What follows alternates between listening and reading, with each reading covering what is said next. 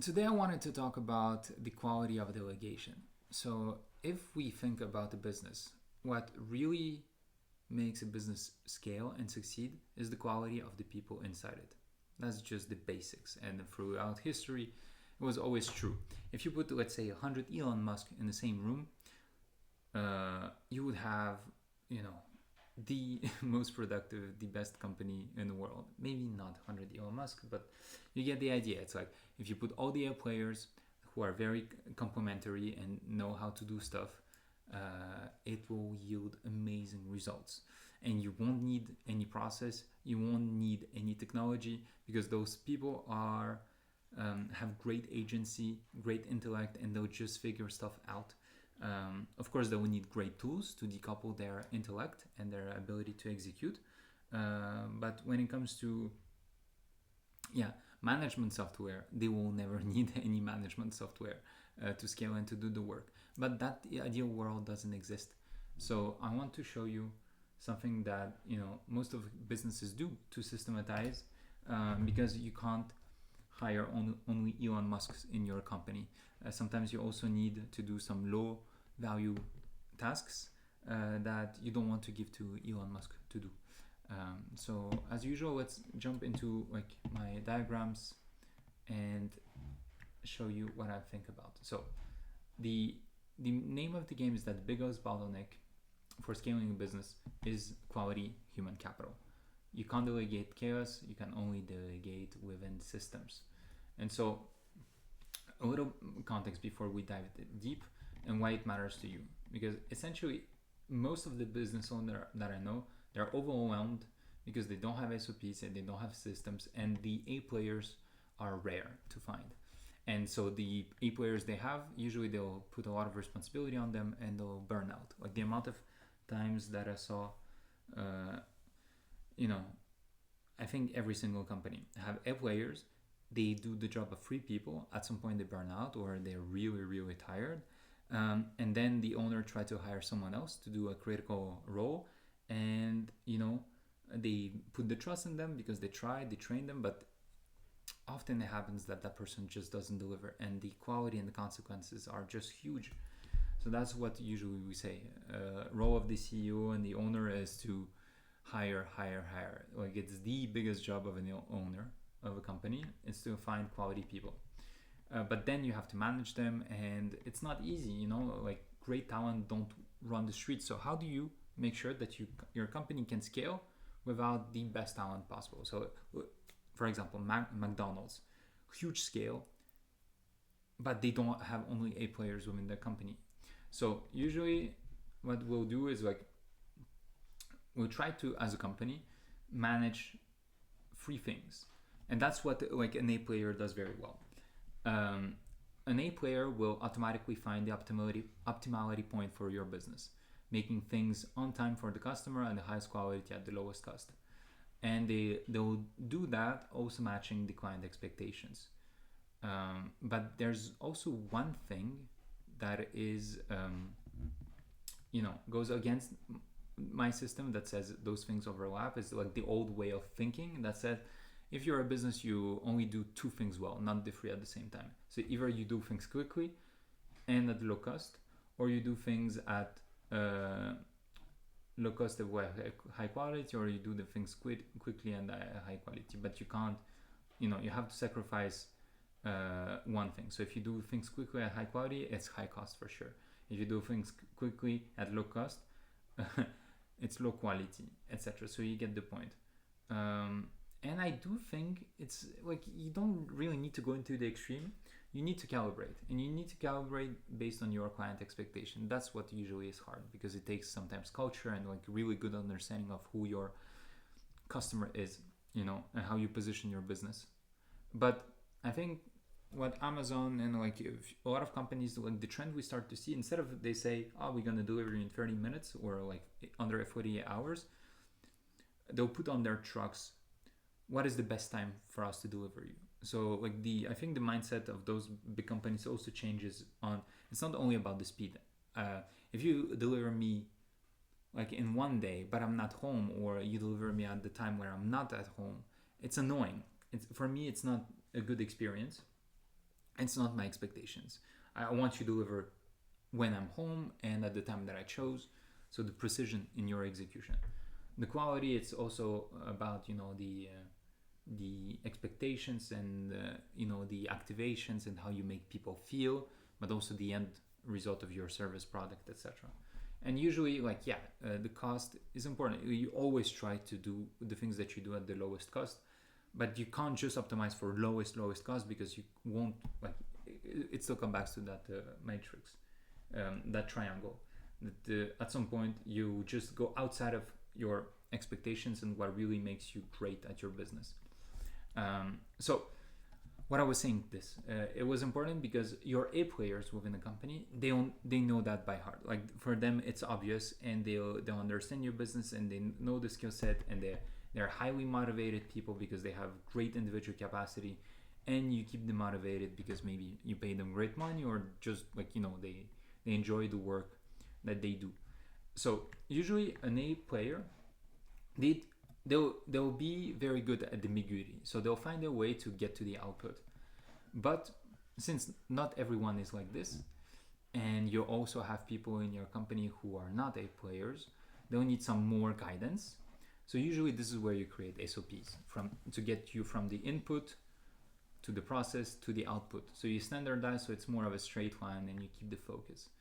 But doing that is quite complex, because it's like the question you're gonna ask yourself is like, okay, out of all the SOPs that I have within my company, which one do I do? So this is where you need a good strategy. And also, prerequisite before I'm going all the places. Another thing that is very important is so we said human capital is very important, but not all human capital is the same. There's no good or bad. There's no duality there. It's more of you have people who are great at stuff, and there are people who have higher agency than others, and some people who are great at dealing with the QI factor, which is complexity, uncertainty, ambiguity, and others do not. And so before you get to do a great delegation between people and distribute that work, you need to understand how can you delegate. There's 6 big categories of delegation possible, and every activity that you have in the company, you have a fixed number of activities, and activities create value. Usually you don't want to do activities that are non-value. That's also the thing. You want to remove all your non-value add activities, but there's still activities that you do, and you can always choose between 6 options that I found. I think give you the choice. Either you do it as the owner or the exec, or it's your best employee, the player, who does it, or your department people. So I call them specialized instead of calling them B players. I don't believe they're as B players. They're just people who do not fit the environment and don't have the tools to perform. Then there's company externals, client, vendors, and suppliers to whom you can delegate the work. There's virtual assistants that can usually be offshore at low cost, and they can be that new technology, which is like AI agents that you can use 24/7. And in the end, it's all about trust. And before you can delegate stuff to someone, you need to earn trust, and trust is done either through getting people to be A players with high agency, or you put processes in them. So you create trust and systems to guide their work so that you get to that optimality point that you need. The roadmap is complex. That's why most of the people can't actually get to the scale of their business that they need. It's not only about marketing and sales, right? It's also about the delivery. No marketing will fix bad product. So you need to work on your delivery too. So usually you go from that stage where you are overwhelmed with no SOPs, no system, and with rare A players, or they are, but they close to burnout. And you have 3 steps before you get to the business that scales and is worth way more while you live the life of a successful business owner. So what we think is the step 1, you need to systematize and standardize critical value add activities, so you free yourself from burnout and stop the bleeding of quality, money, and time. So you calibrate your expectations to your customer. So you do that first by identifying what is your value stream, and what are the the things where you have a lot of bleed of quality or too much time, etc. yeah, you put some system there, and the system goal is to do some QC, quality control, give some guidance on how to do the work. So step 1, step 2, step 2, step 3. A focus, so people know what to do, that it matters. Dynamic prioritization, so help them parse through a lot of work. They wake up in the morning, they come to the office on Monday, they know exactly what to do without too much figuring out. They can dial they have the operational dial, so meaning based on the task and the client that they have, how they can adjust their speed, time, and cost.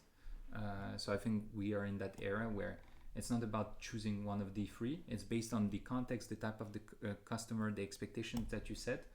You adjust how you execute, and the context, of course, of that customer throughout the history of your value chain, and the context of what happened before and with other departments.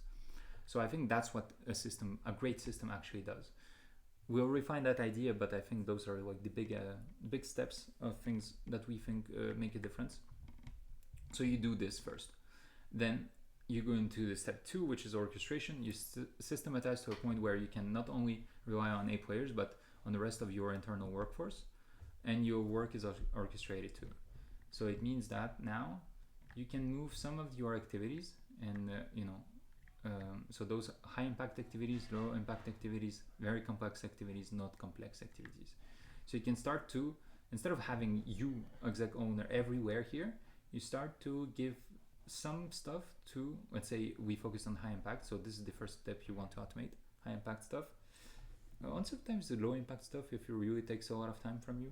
But yeah, you do that through SOPs and systems, and then you can give that work to internal specialized execution, so people, your B players, AI agents, or some external partners or clients. So if you have a great system, actually a lot of work can be done by your partner clients. For example, I was just opening a bank account, and I remember like when I was doing a bank opening for my business in 2015, I went into a branch, and then the employee at the branch was doing the work. Today I did everything online, but I did the work, not any person. They had the system that guided me through all the information they needed. I submit, I signed, and now they'll do the work. But the cost is not on, and the cost, the time, and the quality is not on the employee now. It's on me, which is, think about what those things can do in your business. Yeah, that's a big step. Just asking those questions really makes a big difference. And then step 3, you multiplication mode. You start to strategically delegate to the 6 resources options you get, and you get the life you always wanted. So you pick from those, you get all your activities, they mapped, you know exactly what happens, and then you always have the choice based on where you are and what is your client expectation to choose who does what based on this matrix. And I think if you do that properly, there's no reason for you to have a successful life and a successful business. So yeah, thank you so much for watching. It's a great Sunday. Take care.